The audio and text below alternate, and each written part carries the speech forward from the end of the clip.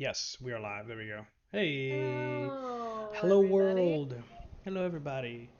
Yeah, today's gonna be a very slow, very, you know, friendly stream, right? Yeah, it's gonna be great. So, Axior Omar is not joining us today. He has a lot of stuff going on. He told me to say he's going through a midlife crisis. Um, but that and among other things. So, hope, So, so yeah, hopefully yeah. things come around for him and he Oh can yeah, get yeah, yeah. back. No, no, So we. obvious, that's the obvious hope. But the other hope is that if you viewers have anything that you think would be interesting for us to talk about, Hmm. or would you like to be on the show? Yes, if you have something you want to promote and we like it, we'll give you a shout out or at least Yeah, invite you if we think it's pretty cool. Um, talk about it. Yeah, don't think that you're gonna get a lot of money out of this, no cause or money. no We don't money. even have a Patreon. We don't even have Patreon. We're not gonna do that. We do this because we want to do it. We do it free. We're never gonna get sponsors. We're never gonna get any of that stuff. If we promote something, it's because we like it, and we have bought it for with our own uh, money, and we decide that it's actually pretty cool, and more people should know about it, right? You know what So would be cool to do? I just realized yeah. at the beginning of each episode, we should do a Kickstarter shout out because I know you have one that you would love to do right Well, I don't now. even need to give a shout out. Like, it's so Okay, many people know it now. Like the Avatar Last Airbender well, from still, Magpie you can Games. shout it out and I can I look up one for next time that's more Yeah. indie. So I'll do that, right? So TableTalk. We so Kickstarters. Kind of like they're kind of like a pre-order thing, right? So Avatar Last Airbender. It's a Magpie PBTA game by Games. Mike Pie Games. You would know them from like Urban Shadows and what's the other one? Masks? Do they do masks as well? I think so. I Yeah, think so, they yeah. do. Yeah. Um, yeah, so it's a PBTA game powered by the Apocalypse game. They did their own take on the Avatar world. I think it's made almost like $3 million already. I think it is the biggest the most funded and the most backed tabletop RPG on Kickstarter right now. So yeah, it's ridiculous. To the past couple of years, like how many tabletop games, just board games and RPGs have Hard to encompass. yes, so there is a board game. I Tried. think it was Gloomhaven. I backed the second printing, which made like about $4 million. Then there was another one, which was the second quote independent game, which is called Frosthaven. I think that one made like $13 million. It was ridiculous. I mean, again, you buy the game, it's $100, but it's like you get like hours upon hours. You can play that for like if you play like once a week for like 3 or 4 hours, you're probably And gonna you can put play it by yourself. you can play by yourself and you're gonna play about for like a year. It's ridiculous how much stuff is in there. Anyway, but yeah, so Avatar: Last Airbender, I backed it because of course Avatar. I love Avatar. Will I play it? Probably because I'm spending a little bit of money. So I will play it whenever it gets to me sometime next year. I'm not even. That's just Kickstarters to me are just I'm buying my own gifts for like whenever they come in, they're like, "Oh, what is this box?" And I open it, it's like, "Oh, okay, yeah, hey, That's Cave, right. hey, that's Yeah. right, yeah." Especially the ones that are like a couple of years after they're supposed to get here, they're supposed to be delivered. Yeah, yeah, had a couple of those, um, but some of them at least are like worth it.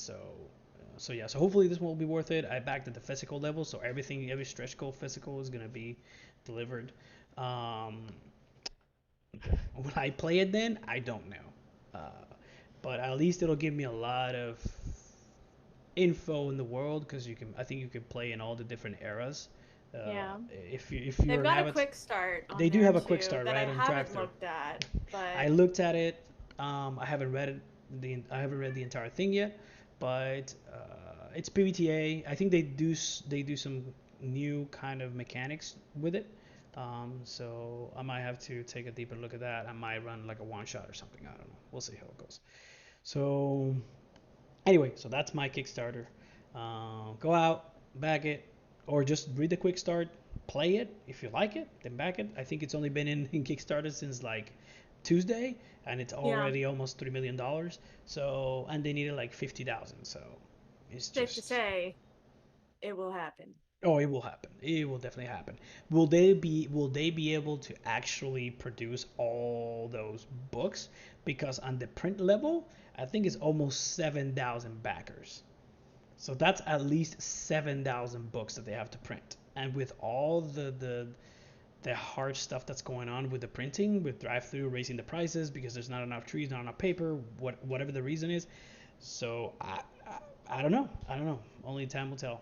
But there you have it. So quick start, go and drive through, download the quick start, try it out. If you like it, back it. If not, thanks for playing.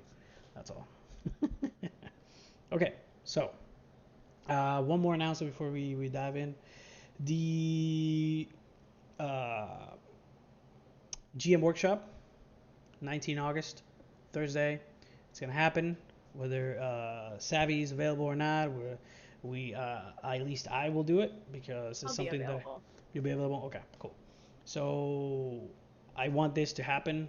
We both want this to happen because I think a lot of people will benefit from it, especially because I know we have gamers in our Discord server, but we also we have a lot of new GMs players. We do have a lot.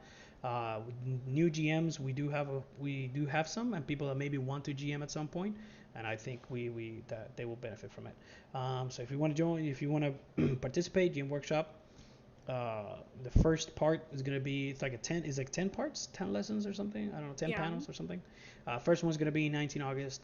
Um, Introduction to GMing. Introduction GMing to GMing. 101. Yeah. So basically, it's just more of a talk of what people think GMing is like. It's gonna be. We're gonna talk for like 10, 15 minutes, and then we're Have a gonna discussion. have a discussion. We're gonna use the Discord stage channel in our Discord server.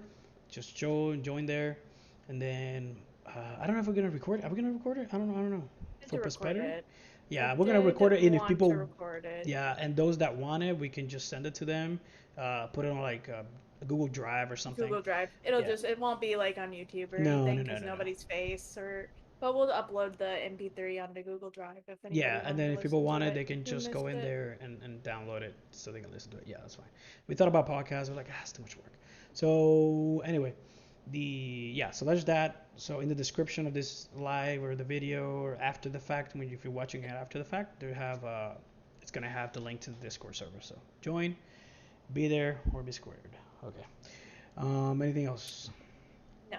No. Okay. Cool. All right. Let me take some water. So I'm gonna be talking a lot in this one. Savvy's gonna be asking a lot of questions. So many. She's gonna put me in the spot on some of them because we have not written anything down, no notes, no nothing. So as they come up, she will ask them, and she will stop me if I'm talking too much, so she can ask a question. And because I get passionate about these things, I love this hobby. All right, cool. So, oh wait, did we put something in the server that we were going live? I don't think I we was did. wondering if you did that. I'll do it. I did not. I You can gonna do it. you can do it? No Okay, cool. worries. Yeah. Okay. All right. I don't know. I see how professional we are. This this is how professional we are. We Gonna forget. at everyone. I'm Of gonna do course. it. That's Here how it I do it. goes. No matter the haters. Say Yeah. no. So we're gonna be talking about a system that is very dear to me. It showed me. It helped me achieve some of the improv that I do in my GM as when I GM. It helped me achieve or create. I say I found helped me find my GM style a lot. And it'll always be dear to my heart. It will always be my number one. It will maybe go to like 1.5 instead of 2, but it will always be my number one, which is in this card RPG. I haven't played it in a while. There you go, just putting the book out by Runehammer Games. Hank, Uh, he did an awesome product. Go watch his YouTube channel, Runehammer Games. I think he's doing recording, streaming live on Fridays now, Friday nights, and he is he talks about his sessions. He's doing in another game, which is Old School Essentials, which is OSC and OSR type game. And then he talks about some of the stuff that he learns. Just he calls it the deep thinking, and it's some of the tools that a lot of GMs can really use. But that's now. And before, he used to do a lot of room designs and a lot of things with index cards, with terrain, with minis, which led eventually to Index Card RPG, right? So Index Card RPG, I think it was designed. It was he started it back in 2016, but I forgot when it actually was published. So this is the second edition, which was in 2018. So I'm assuming 2016 or 2017 was when the first edition came out. You can find it on drive-through. I think the second edition is like the mithril, like adamantium seller, whatever is the highest. It's like in the highest tier of like bestsellers, um, Okay. which that talks to like how good it is. Um, yeah. So the first edition came out. Then he did a quick start for that, so that people could try to go in, explore the game, and then eventually he felt some design choices needed to be made in terms of like classes and some stuff, and layout and design and all that stuff. Uh, and so he created the second edition, right? So second edition, you can still use the quick start of the first edition. It's still the same core rules. The rules have not changed at all. But there are certain design choices that he made, which he thought made it for a better edition or a newer edition. Now, a lot of people have been saying, "Oh, there's a third edition coming out," and it's like, nah, there's no third edition. So this one is called, new one is called Master Edition. It's in this card RPG Master Edition. That's all it is. It is not a third edition because he's not adding anything new. He's just compiling all the settings and supplements that he's created over the last couple of years and putting them in a single book, right? Instead of having all these different books and different PDFs, he's just compiling it in one single PDF. Layout has changed some. He's shown it a little bit here and there of what he did, and core rules are not changed. The only thing that has been tweaked is the magic, because magic is it can get crazy in the system depending on what you do with it. Uh, but but the best way to play the game now, if you buy the PDF, you get access to the second edition, a lot of tokens, online tokens if you play online, or print and play. You can literally print them out. I've done it. Print it on paper, put it over like a popsicle stick, put over a popsicle stick, and you glue it together, and then you put like a plastic base on it. Boom, and you have a mini. So so a lot of so when you buy the PDF, you can have all those things from ICR Index Card RPG. Now he is, which I really love about him, he's a believer of not making additions for the sake of making additions, so I can get new players and new stuff. He's So what he did was he created, between Master Edition and Second Edition, he created something that's called the ICRPG Quick Start 2 Edition, Second Edition, which took this book and just this book since 2018, so 2 3 years after it's been played, tested by thousands of people, he took all those things and then he made it into a single PDF of like 80 pages and said, this is, you can find more stuff in the book, which is good, but this is the core thing that you need to know about Index Card RPG in 80 pages, right? So, and then it lists all the different things he's done. So let me go back. So in this card RPG in the book has two settings: the fantasy setting, which is Alfheim. It's kind of like it's not low fantasy, but it's not Tolkien fantasy. It's kind of weird. So it does have elf, dwarves, and all that stuff, right? Tolkien-esque. But Humans, I think, are the bad guys, if I'm not mistaken. It's been a while since I read it. Um, but yeah, so he does have all the races and all the normal races, but he does have a few cool ones. Well, they call bioforms, or I think that he called them different now. But in the second editions, they're called bioforms. Um, A little more progressive. yeah, You yeah, know, the yeah. whole community's moving away from the From turtle race. races, yeah, he calls them something else. I forgot what he calls them. Somebody will correct me if that's the case. And then let's do, yeah. Then after that, he did. Open over here. Yeah. Then the other setting which came in the original ICRPG was the Warp Shell, which is the sci-fi setting. So he does have bioforms for both settings and both genres, and then classes for both genres. Then he does have they do have spells and stuff like that, energy weapons, all that jazz. But then he created so many supplements.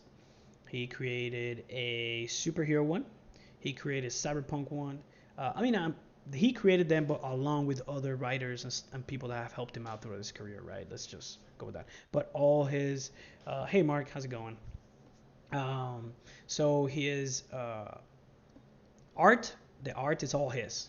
He does the entire art for all of his books, either color or black and white or all that stuff. He does the art for all the books.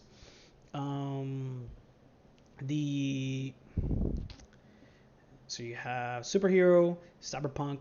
You have one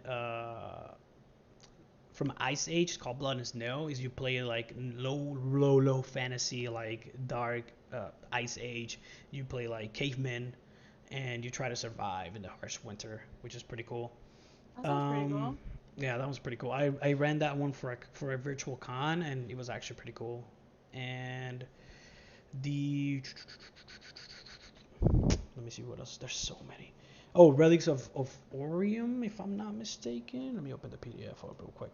Yeah. So he, this one I particularly fond of. I have never run it nor play it, but I read it, and because he does have a Patreon, so go into Patreon, Runehammer Games. He does have a Patreon.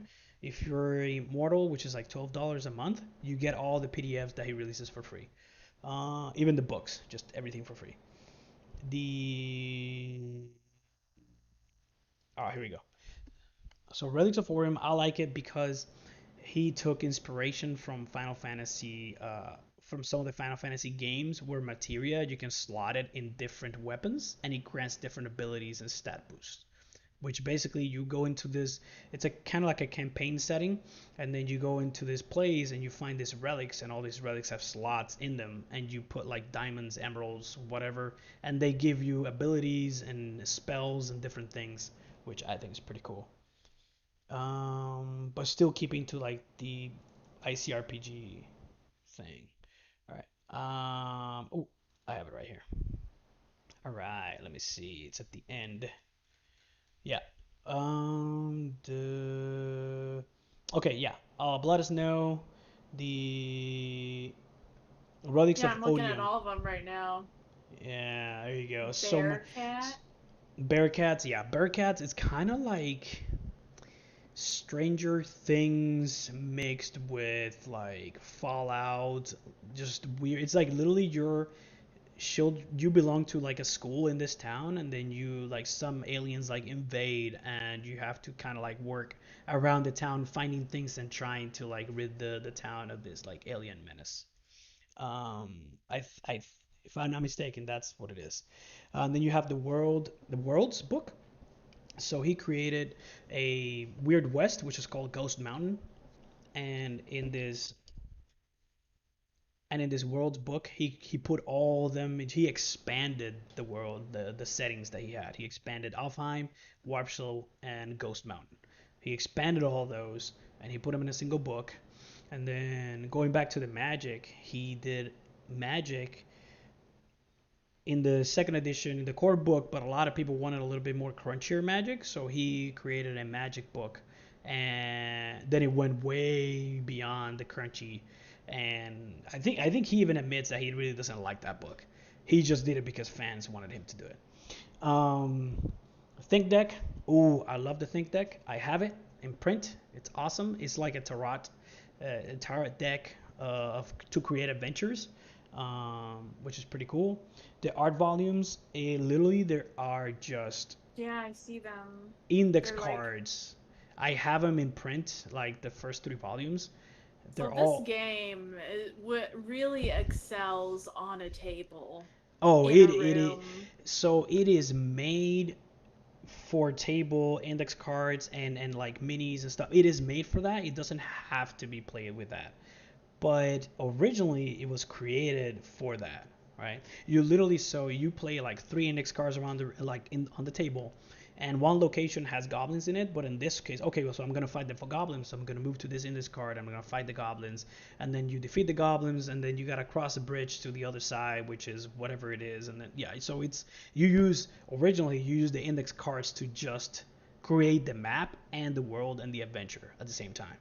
So the play assets. So every time, so when you buy the game, you get I'm gonna say it, a shit ton of virtual tabletop tokens and things so you can put on your map. For heroes, enemies, for all his games, he creates tokens so people can use them online. Right? Or you can print them out and put them on plastic base and use it on the table. And then Doom Vault Mega Map. That's this big dungeon, mega dungeon that he created based on something else. I can't remember what it is, but he was based on something, and that's what that is. That giant dungeon. Um, then Heroes of the Hammer is just a bunch of Alfheim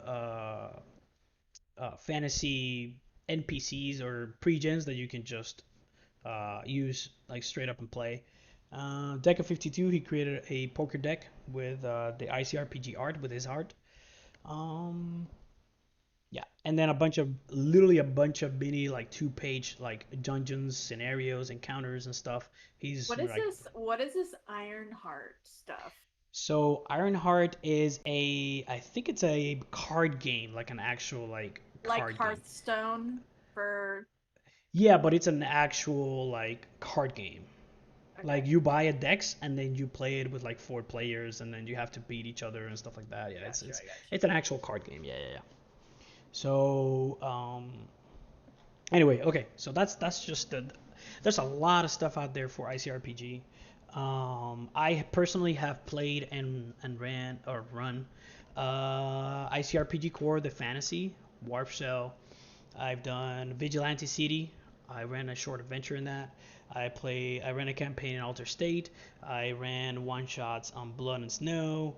The only one I have not run is Bearcats and Relics of Odium is the only two that and Ghost You Mountain I have not wanna run. you wanna address some of the questions in the chat box Oh, real I quick? haven't I haven't even looked at that.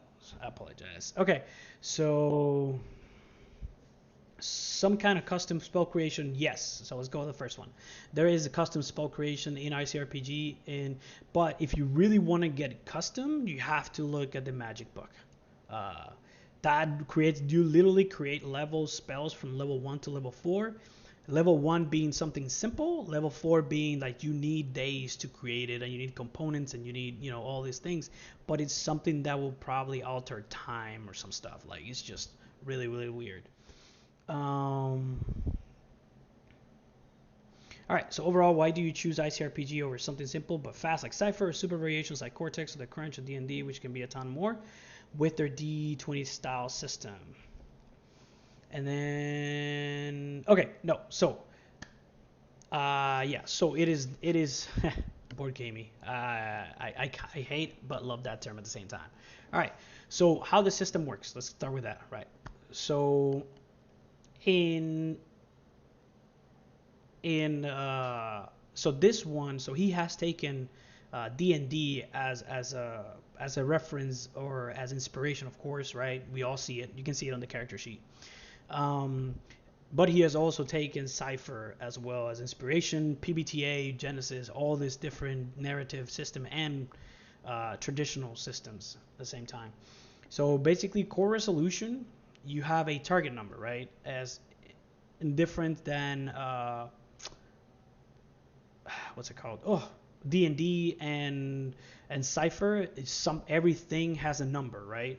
Has an AC or has a TN or has a level in Cypher. In ICRPG, the situation itself has a target number, right? So basically, let's say you're fighting some goblins. In D&D, goblins have like an AC of 10 or 12, whatever. But then you have another, a lieutenant goblin that has like an AC of like 14 or 15. In Numenera, you have, or Cypher, you have something that has level 2, something level 3, something level 4. In this case, you have a single number, let's say a 12, and everything you do has to beat that number, right? So you roll d20, add whatever stat from basic stats: strength, dexterity, constitution, intelligence, wisdom, and charisma. You roll it, add your number, and then you have to beat that target number. That target number is always going to be on display at the table, right? Everybody will see it. So I get one of those. I have a big, like one of those big d20, and then I put that d20 with the number facing up, and that's going to be a target number, and then everybody can just roll it. So you don't have to worry about, oh, maybe, I want to break that door. Well, that door has an AC. Okay. Or has a level. Oh, that other thing has a level. So you just make things quicker because you already know what number you have to beat. You don't have to guess. You don't have to do any of that stuff, right? Literally, you're going around the room. Hey, roll. No, didn't make it, or did make it, right? And then we go into the other part. So that is literally the core of the thing. It's called a check. Now, where it gets a little bit complicated, not complicated, but it's the effort, right? The effort mechanic. Sometimes things, or something you're trying to do, I'll get into those questions later, Mark.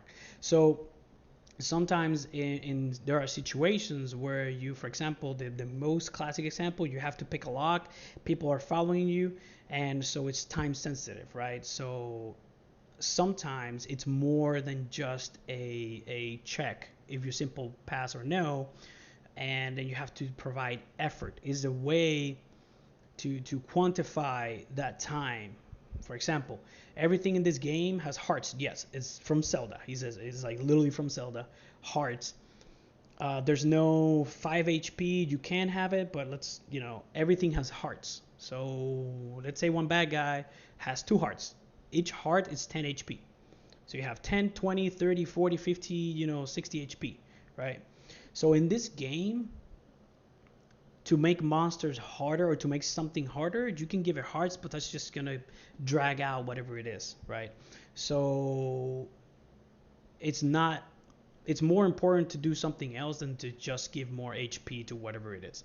So for example, you're trying to pick the lock. Let's go back to it. You pick a lock, you roll a d20, add your dexterity, you succeed, then if you have a tool that allows you, if you're a thief, you probably have a tool that allows you to pick a lock easier, right? So the efforts that you have in the character sheet of Index Card RPG is basic weapons and tools, guns, and then you have magic energy as a d10, and then the ultimate, which is d12. In tools, if you have something that helps you pick the lock, then you, instead of rolling a d4 against that effort, which is the heart, you have a heart of 10, you roll, I succeeded, then I roll a d6, and whatever number came up, then that gets added. Once you complete to 10, or you bring it down, it's up to you. You can either subtract or add, that's up to you. But the point is, once you make it to 10, then you succeeded in your task. Now the thing is, when you create a character, it's a point buy system.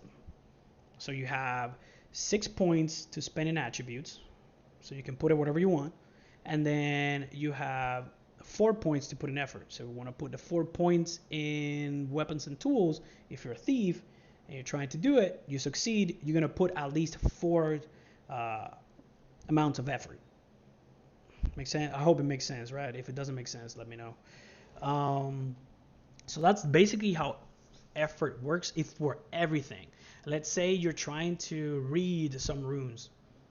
Then, okay, that's 1 heart of effort. So you're going to spend your turn trying to decipher the runes, roll your intelligence. If you succeed, then you have to figure out, okay, it's magic runes, so you roll your d10 for magic. and then that will help you decipher the runes, right? Because it's not just for combat, it's for everything else. Role playing, for whatever it is. If you're trying to intimidate somebody using a weapon, then if that you can add hearts if you want to, or you can just do the normal check with charisma, right? That's just depending on the GM. So yes, let me go to the questions real quick. All right, is there anything about character progression outside of combat? My problem is more traditional game. They're all too focused on combat progression. So this one, no, because progression in ICRPG is not based on levels and experience. It's based on milestone and loot. So, for example, you complete the adventure. Somebody gives you a trinket, and that trinket, gives you either stat boost.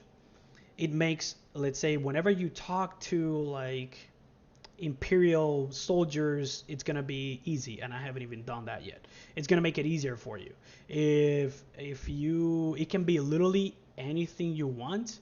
You can put it in loot and then apply that to whatever. It's gonna be either combat or role play or whatever you want. Hey, there's some actual items that says if you find loot, you roll on a random table at the 100 table, but with this item you can roll twice and you get both, right? So it can be literally everything, whatever you want to make it.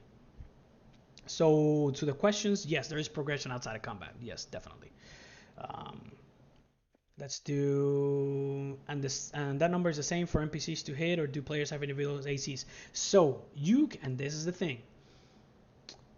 ICRPG is so modular in a sense, right? Not as modular as Cortex is, right? Where you create everything from scratch. In this case, you have a framework, and then you take out stuff or you put in stuff, whatever you want to do, right? So in this case, there is in the new, I'm assuming the Master Edition as well, but the 2E Quick Start, which if you buy the book, that is what you should read for rules, is you have something that's called the defense, which is, it's going to be a specific number that the NPCs have to hit, right, in order to defeat you, or to hit you or whatever, which is 10 plus your constitution and any loot that adds to the defense roll. It's a defense roll. For example, if you're standing in front of some giant monster, breathes, a dragon or something, breathes fire, towards all of you, then you have to roll a defense roll, right? And then if you succeed, you succeed. If not, you take damage. That's basically what it is. Now, you can, if you want, right? This is just now changing things as a GM. You can have them roll against the target number as well. That's up to you as the GM, right? You can do it completely, or have the player roll against the target number to defend themselves. You can have it completely player facing if you wanted to. Like, you don't have to roll if you don't want to. I like to roll, so I will roll for the bad guys. I don't know if that answers that question. Yeah. So Bill, where he says, seems like he goes either in tens or gives it one, or he should either take a few hits or like a goblin. Yeah. So and that's where you can make it as it makes narrative sense. If you're going against the Mook, there's no point in giving him a heart of 10 HP, because it's the why, right? You can put him in the 4th edition, D&D 4th edition, which you had like the one hit and then they're gone, right? You can do it that way, or you can give him half HP. I don't know. It's up to you. You can do whatever you want. So I just looked up Five Torches D. yeah, 5 torches And deep. I've I have played it. Yeah. I've played one OSR, and that's Knave. Mm-hmm. And I Knave really is enjoyed Knave it. is very, very like bare bones. I Like didn't die. I had 4 HP. I managed not to die, but I enjoyed it. So I'd be into like an OSR. So unfortunately, D20 is gonna be at the heart and center. Mark, D20 is gonna be at the heart and center of this game. Unfortunately, um, it's like when Cortex, you cannot take the dice pool out. In this case, you cannot take the D20 out. You can offset the swinginess with your stat points. Um, You can either spread them out, or I've seen people, hey, I am a ranger or hunter or whatever class I pick, and I'm gonna put all 6 points in dexterity. Okay, but if something else happens, you're only gonna roll a d20. I'm like, oh, okay, all right, cool. It's up to you. So, and you can probably try to find loot that offsets that, right? You can trade loot with your players. Depends. It depends on what the campaign or however the adventure is going. So one thing I did not talk about, which you can, yeah. So one thing that he took from, or took inspiration from Cypher, is something called easy and hard. So whenever you try to do something and you have a tool that helps you, I can say, okay, so that's an easy dexterity roll. What that means is the target number, let's say it's 12, then you subtract 3 from it, and it becomes a 9. So you have to beat a 9 instead of a 12. Now, if I say that it's hard, then from the 12, you add 3, so it becomes a 15, right? So that's where you say where it becomes a little bit, uh, a little bit different in some other games, right? But so he took inspiration from Cypher System. Cypher System levels go on three, right? So when you do an asset or effort or something like that, then it brings it down by one level. So technically you subtract 3. That's yeah. Um, let me see what else. Can you play with how you represent the dice, like Mark's saying? What So do you mean? instead of a D20, You play it can with a 2D10 you can or you can try 3D6. it. So basically, ICRP is such a framework that you can change as long to me as long as effort is not changed, because effort is really the core of ICRPG. Honestly, D20 is just this is a D20, but the effort is such the core that if you change the effort, then you're going to change the entire thing. Because if you change the core, then you have to change the hearts, you have to change how that works, and then you have to change a lot of components in the game to see how it works, right? Um, the only thing about changing some stuff is you would kind of have to change some stuff, or create new loot and new things that will help you offset 3d6s or 2d10s, or help them, right? Because sometimes I can give you a piece of loot that says, hey, you got a lucky coin. All right, if you're doing something and you roll a d20, you make a check, then roll 2d20s, take the best one. You basically have 5 additional advantage. That's all it is, right? So um, then let me see. What else? What else? Okay, so we got the easy, the hard. Yeah, so that's a core. Okay, so another thing that a lot of people are kind of hesitant to play this way. I like it. Is in the game everything is done by turns. There is no free form talk at the table. Okay. What I mean is that if you're going, you can talk across the table, but let's say I'm the GM, I do, this is what's going to happen. And then Savvy, I tell you, hey, what do you do? Other people can jump in and try to suggest things, but at the end of the day, it's going to be your turn. And then it goes clockwise around the table. So after you do something, then another person does something, then another person does something, another person does something, and then it goes back to me, and then what you do changes the narrative of the thing. So there's no initiative roll, although you can have it if you want to, but it's always in turns. Now, what I like to do when it was in person, I would have everybody sit in a, whenever they sat, I was like, okay, now you go, you go, you go, you go. All right, let's do a bathroom break. And then when they come in, then they change seats, and it's still going me and then whoever's on my left, but that person already changed. And then you can have them change so they can strategize and do whatever, right? Kind of musical chairs or something. So that's how I like to play. I like to play with that. If not, I just make everybody at the beginning of the session roll a d20, and that's going to be the order for the entire game. Sorry, it's for the So entire session. how do highly narrative players play this game? So it depends what you mean by narrative. That is the question. Think about my group, Your my group? Tuesday night group. Think about how So they would do this. so this game is entirely dependent on the GM. You can do an entire. So I did when I ran it. When I ran my Alter State campaign, we ran a single session. It was entire role play. Literally them when they found an underground militia group. It was kind of like their shopping, right? And they went around and talked to all different people. I have them have like separate NPCs and scenes, and they all talked. And if it came down to a role, when they did a role, they were trying to convince them and stuff like that. But I think that was the fewest roles I ran ever, right? So you can have it entirely like that, but it just depends on your style. If that's what you want to do, then you want to do. And then whenever you want to do, just interrupt with a D20. And that's what we did. What I'm trying to, okay, so we go back and forth and I tell, okay, what are you trying to do? Well, I'm trying to convince him that this, okay, give me a roll. 5 seconds, boom, done. All right. You convince him or you don't. That's all. Um, it is, this game, he does recommend, the author does recommend that it's not for new GMs.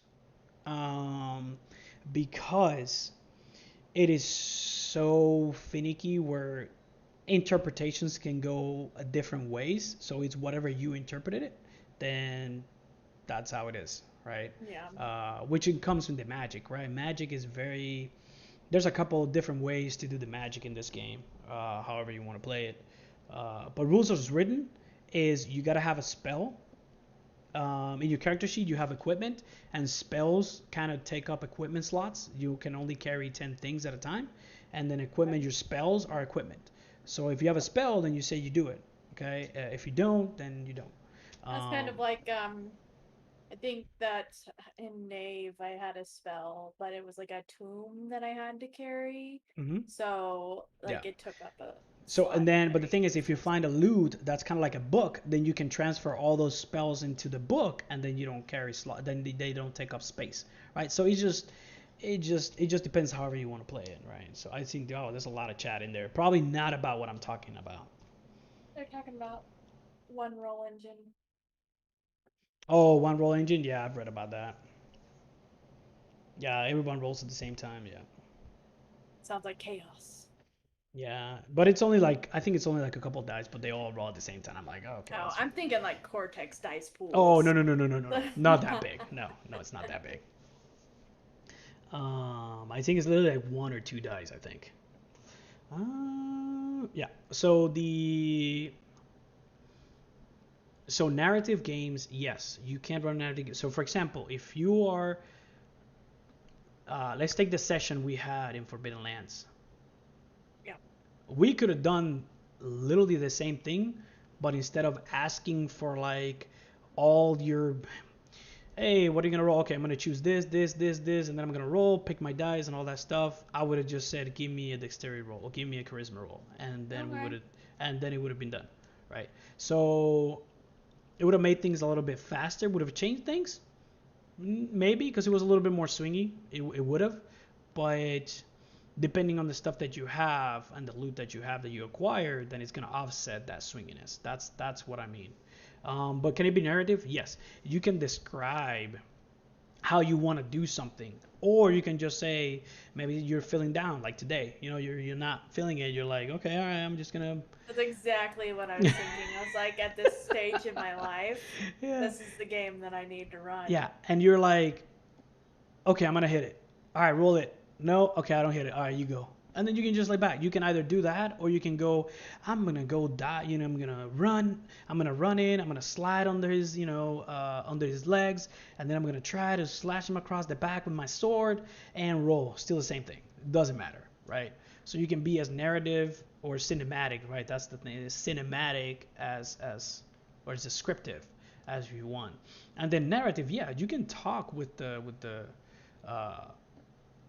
with the person, right? You can go back and forth with the GM. Now, the only thing I will caution is because it's on your turn, something that you do has to change the scene in some way, right? So if you go back and forth talking with me as the GM, then all the other players are gonna be like, okay, so you're gonna keep talking. All right, cool. Are you gonna do anything? Is it gonna change anything that you keep talking? So it benefits a little bit more of saying, hey, I say this, instead of saying, okay, what I want to say, I want to try to convince him to do this, Hmm. right? Um, Connected oh, to a role. yeah, it needs to be connected to something that changes yeah, eventually it's going to be 90% of it is going to be a role. Uh, Hmm. Unless you say something, the GM says, you know what, you convince him, fine, go. All right, very PBTA like, I guess. So, and then that reminded me of something. I'm trying to look at the character sheet. So I have HP. The game is very. I'm not gonna say brutal because it's not really brutal, but he has the philosophy of dice should decide fate, Hmm. right? Which I don't mind. I actually appreciate the simplicity of me not trying to come up with a way to circumvent my fate, just letting fate be fate. Um, so anyway, so yeah, so that's why it depends a lot of roles. That's why D20 is a D20. Um, yeah, so Bill, what I wanted to say was the Master Edition because I said is a little bit differences. So Magic was changed a little bit, was tweaked a little bit, and it's Master Edition, it's not Third Edition because this is the last time he's gonna write about Index Card RPG for the foreseeable future. He's gonna compose Putting all. it to rest. He's putting it to rest. He's actually not played ICRPG in like months. Like he has not. He's playing other games. He's not even playing ICRPG, which is fine. He played ICRPG for like 5 years straight, so or 4 years straight. So I don't blame him. So so he took all. He's gonna take all. He took. Well, it's already written. He took all the setting books that he's made, all the setting supplements and things that he's created, and put them all in one single book. That's why it's called Master Edition. And he's going to be the final edition, so he's not going to write anything else for ICRPG, at least that I know of. So, yeah. Yep. Yep. Exactly. Yep. So the RP, yeah, Mark, the RP is not built into the mechanics. You can have it built. You can create a game that is built on thing like efforts. You can literally change them just like Cortex. You can put personalities in there. You can put whatever you want as long as it doesn't change the essence of it, which is I am going to use effort to complete something or bring somebody down all the way down, right? Like strain in Genesis, that kind of thing. And so it kind of like Cortex, you can change the names of the things if you want to. You don't have to use strength, dexterity, constitution, blah blah blah. You can change those things and you can create it however you want. It's just that the concept of the mechanic, the design, the pure design of the mechanic cannot be changed because if you do, then you're gonna have to change a lot of things in the game, right? Uh, and same thing with Cortex, right? If you change something, then you gotta change the entire thing. So that's just how it is. But yeah, so there are narrative elements in there. It's just you gotta build them. It's not built for narrative. It's not built for one campaign entirely of role playing. It's not built for that. No, let's be honest. Okay, Um, then let's talk about what the ideal session length for this RPG is, because we know like you can make D&D go on for 50 years. mhm. But something like Cortex is more suited towards like a contained Yeah, yeah, adventure. yep. Um, or something like My Belonging System could go on forever, Yep. but some. So the longest I've run it is 2 months, but that's because I wanted a storyline and a story being told. Um, so that's the longest I've run it, 2 months. Everything else has been one shot or like 1, 2, 3 sessions just to give people to try out the game. The longest I've seen it has been a year from other players and other people that I've talked to in the Discord server.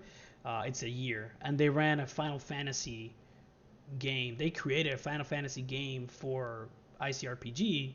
It even created all the pixel the pixel maps and the pixel people, That and is intense. that is a lot That's of a work. lot. Yes. That is some Um, people who really care about that genre.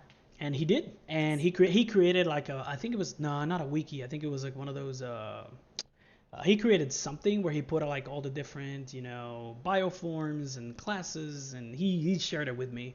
uh, and yeah, he ran it for an entire year. And yeah, it was a Final Fantasy campaign from zero to hero. And yeah, because technically you don't have to have an end game, I guess, uh, but you can if you want to. But yeah, but you can just keep playing because loot is not based on how many. I mean, leveling up is not based on how many monsters you kill or where you are in the story, or it's just the story is gonna be the story, and how powerful you get is not gonna change the story. As Okay, with I with got the you. yeah, with D&D adventure Yeah. modules where you progress, yeah, it's not gonna change, right? So, but that brings me to the idea of NPC creation. That brings me to the segue. NPC creation as easy as Cortex. I take a goblin, give it a one hit kill, +1 in dexterity, +1 in weapons, and off you go. I'm done. And that's it. So as you get creative with your monsters, that's where it gets a little bit tricky. Where if you give a monsters too many hearts, then it's just gonna be like a little Yeah, slog of, that's of like just.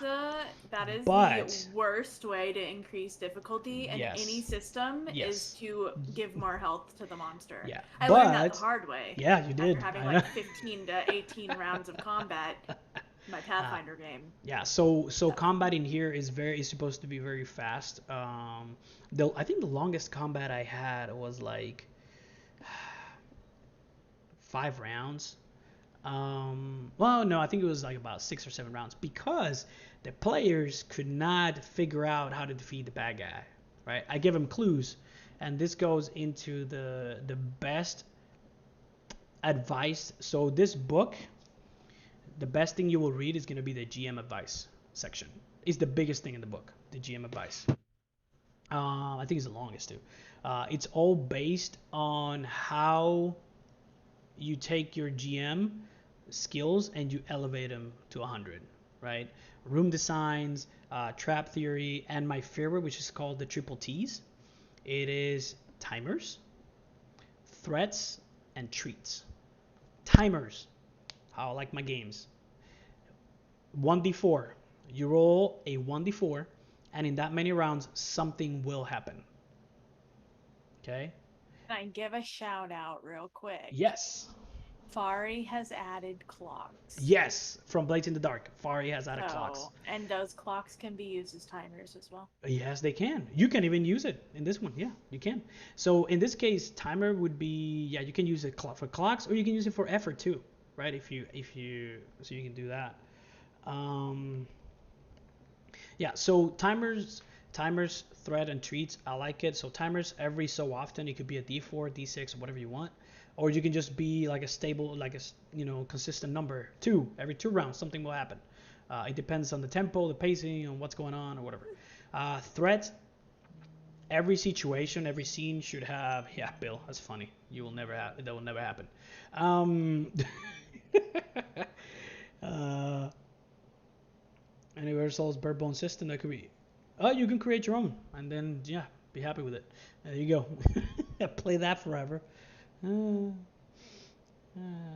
Within courses, funny enough. Yeah, well, I don't know. So anyway, the so threats. Every situation needs to have a threat. It doesn't have to be, or it's recommended that every situation, for it to mean something, then they have to overcome something, whether it be themselves, whether it be something else, whether it be a thing, an obstacle, something, right? And then the last one, treat. That's my favorite one because every scene or every obstacle should have a way for the players to beat it, or they should have some sort of reward, right? So for example, one session that I ran, it was a one shot. Players came into a cave and they saw all these, goblins. was it goblins? I don't know. I think it was goblins. In front of them, and there was a mage, like a necromancer in the back, right?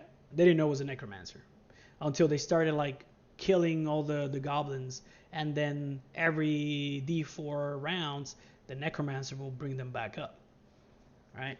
And then one of them is like, no, we can't do this. So they did that for 2 rounds. I'm like, are you serious? You're not seeing what's happening? But whatever. And then once they figure out that they needed to knock them out instead of killing them, then when the necromancer did his thing, they wouldn't raise back up, and that's a treat. Like you figuring out, okay, so if I do this, then I have a way around a specific ability that the bad guy has. And the best way to make a bad guy stronger is give him 2 turns. Double action. That is one of the biggest things if you want to make an encounter harder. Just give him 2 actions, and then. What are you looking at, Savvy? See you pensive. I I didn't know what Run Roll Engine was, Oh, so you're looking at I one roll engine. took a Yeah, Google, and now I'm on Drive yeah. Through RPG, and I found one called Monsters and Other Childish Things, and it's about not letting your monster or your kid. You have to keep them in check and not let them eat your friends. And it sounds like it's right up my alley. It does. But It does. I don't really know how One Roll Engine works, and that's not what Yeah. we're talking about today. But Oh, okay. I have to Yeah, yeah. figure it out. So, Index Card RPG. I will run a game this Saturday if I can. We'll be Um, playing it. what? I will be playing it. Yep. So I will use it as straight up as raw as they say, rules as written as possible. Um, so that way the bells and whistles can be tried, and then we're gonna be using Warp Shell setting, which is the sci-fi setting. Uh, and then we will use a VTT. I'm trying to get Foundry.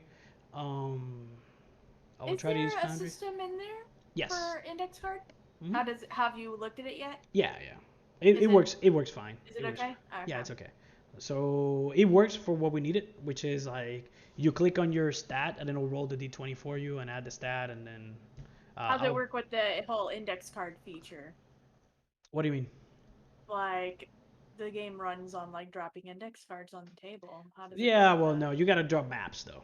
That's you gotta put maps. Yeah, so if you're gonna use it, you don't have to, but I will use it just so because it's a lot easier because it's a very contained adventure. So uh, I'll put a map and stuff in there, and I'll put your tokens, and you can move your tokens and do whatever. Yeah, so which is just easier to do. And then what else? I think that's. I think I'm missing stuff. I'm definitely missing stuff.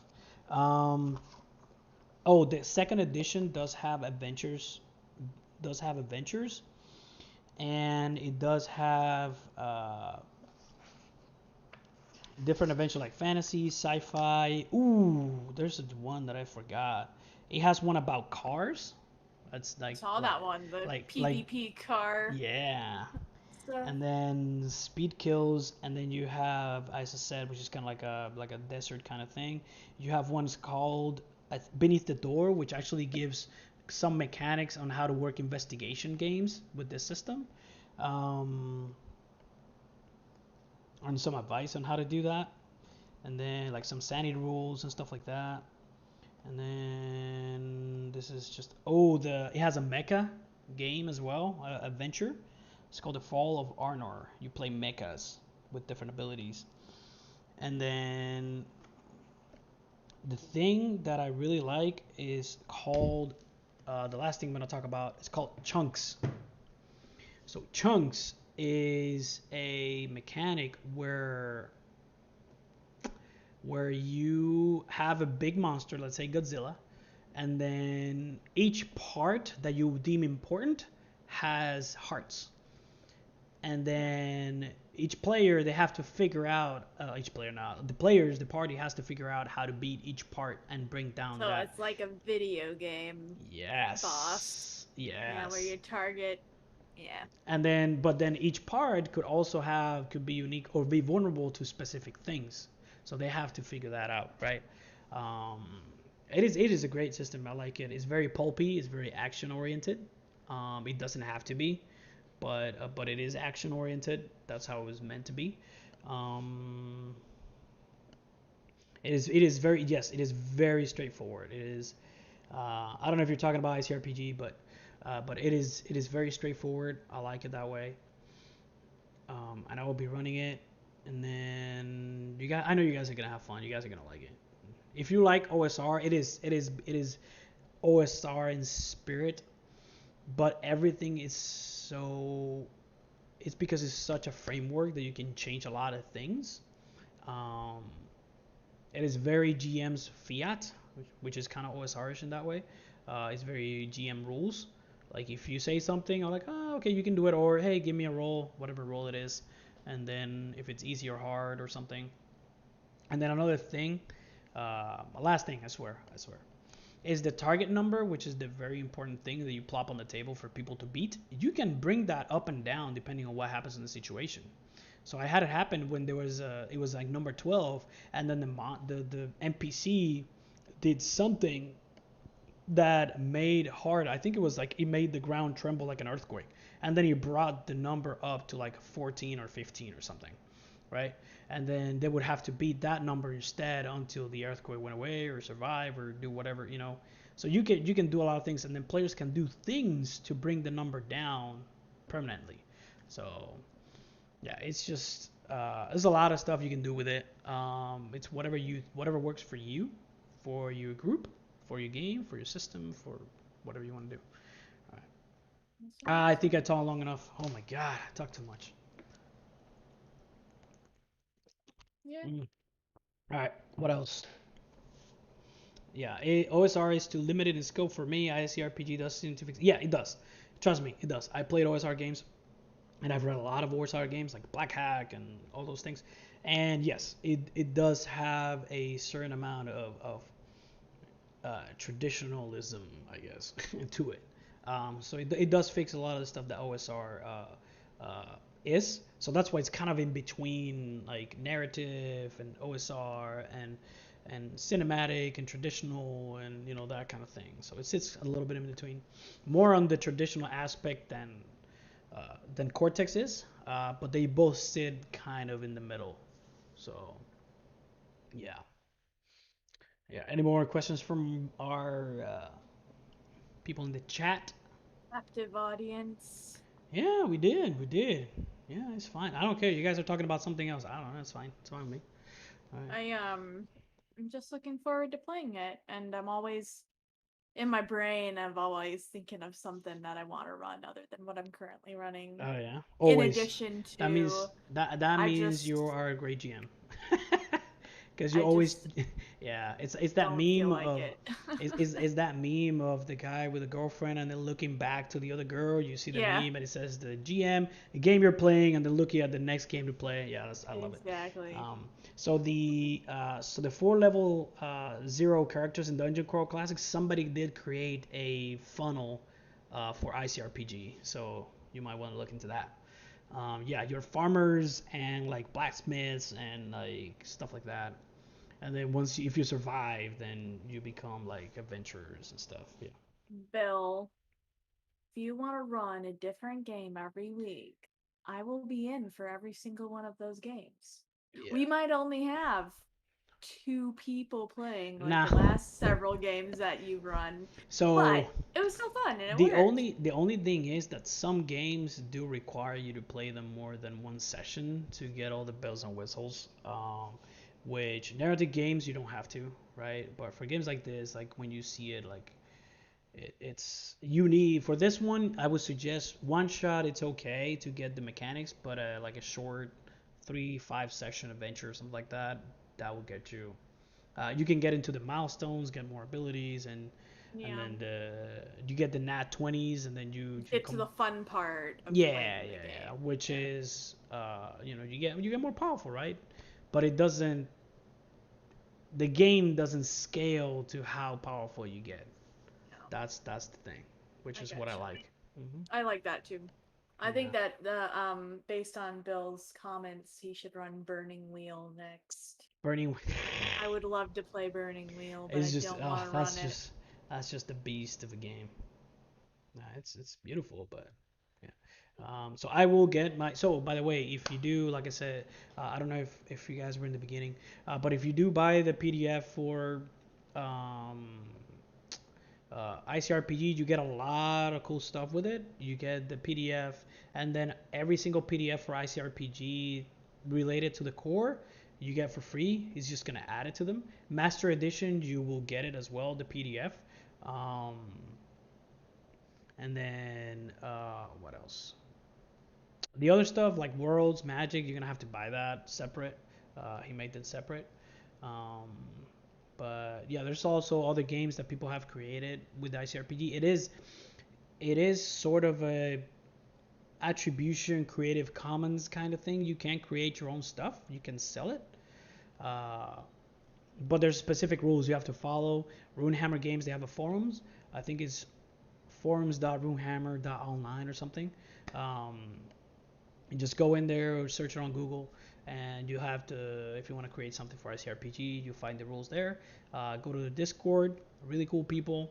Um, I did have the pleasure of being a player in a game by the designer, so that was pretty cool. And yeah, it was a good game. Anyway, anything else, Savvy? Anything parting thoughts? No burning thoughts besides I'm kind of with Mark. I like more social where hmm, the leveling up or the growth is more personal social rather than Okay. have to do with combat, like that kind of stuff. Yeah, yeah, yeah. Yeah, so I like when I run ICRPG, I like to make it story based. If you discover this something that moved the story along in a way, doesn't have to be combat, doesn't have to be anything, but if you discovered something, then I'm like, okay, all right, you deserve a milestone, and then you get a milestone. If you discovered something in the story, whether by combat, by investigation, by studying, or by role playing, talking to people, and then I would give you a milestone. I was like, okay, that's cool, that's a milestone. So And then other than that, um, join our Discord. We're doing a GM workshop yes, starting August 19th. 19th, 19th. It's a Thursday. It's the same. So if you have time to tune in to Table Talk, you have time to tune in to the GM workshop. So And we promise it'll be a little bit more structured what we talk about over there, right? We're gonna be, have some talking yeah, points and stuff, and that way people will get to ask questions. Yes, it's gonna be a yeah, little bit a little bit more, not like this, which is just free flowing and we just talk yeah, our ears off. Yeah. yeah. Okay. Anything else, Other than everybody? that, catch me on Tuesdays with my group Yes. playing Brindlewood Bay. We're on our new mystery, All Hallows Scream, in my belonging system that I'm working on. It's a work in progress. And then Yeah. also Witchcraft and Belonging, which is a Harry Potter RPG that we are currently playing as well. We're on a Yeah. bi-weekly basis with No these games affiliation now. whatsoever to any of the games that we just like. No, No affiliation to the games that we talked I about. do not know Warner Brothers. It's all good. Yeah. So yeah, I think that's all for now. If anybody in the chat doesn't have anything, um, I'm going to ask problems specifically about Gersa. I assume you'll both be prepared by then. Yeah. All right. Yeah. I have not looked at GURPS. All I'm not I've even gonna look heard at it. is that If I need a calculator, I'm I'm not gonna. I don't you know. need a calculator. Yeah, that's how I feel too. I'm not into the the Some people are. I played in groups realist. where the players, from level 1, they stat out their characters all the way to level 20 before the campaign even starts. They have statted out all the things, and I'm like, no, that's just what I. And I'm like, you know what? Be Well, you, man. Be my thing you. with GURPS is that it is so focused on realism Yep. Mhm. that I'm not. And then you get like all nitpicky with all the numbers, like based on what would happen in actual life. And Yeah. I play these to get away from life. So Yeah. yeah. Yeah. So I tried Mutant Masterminds. Yeah. I'll take Marvel Heroic or ICRPG. I did play like Vigilante City in ICRPG. I did a short adventure on that with superheroes. It was perfect. Yeah, it's combat. It's superheroes. You're gonna fight things. It's come on. Oh, But it was. I ran that one in live before COVID happened. Um, so it was like I think it was like a 3-4 venture session adventure. It was I was trying to emulate uh, like Infinity War and Marvel MCU, which each session was a contained adventure, but at the end of it, they were discovering pieces of an artifact, and somebody was trying to gather them all and trying to, that was and it was pretty cool, but whatever, it was fine. Square root, it's funny. no So algebra for me. no, Good. heck no, hell no. All right. If nothing else, thank you everybody for joining in. Yes. You guys are awesome. Oh, once more. If you have any suggestions for topics we should cover, Yes, please. or if you would like to be featured, or you just want to be on the show because we're currently out on a third person Hmm. and it takes a lot for us to, you know, talk. Yeah, we have no So, segments of like things and stuff. We just talk yeah. for like almost an hour, Yeah. and So, just so if you have anything come on else, on. We're not we exclusive. yeah, we're probably gonna do another. I'm gonna convince Axio to do a deep dive on Cipher System, um, because he's very very experienced with that. He's really good at it.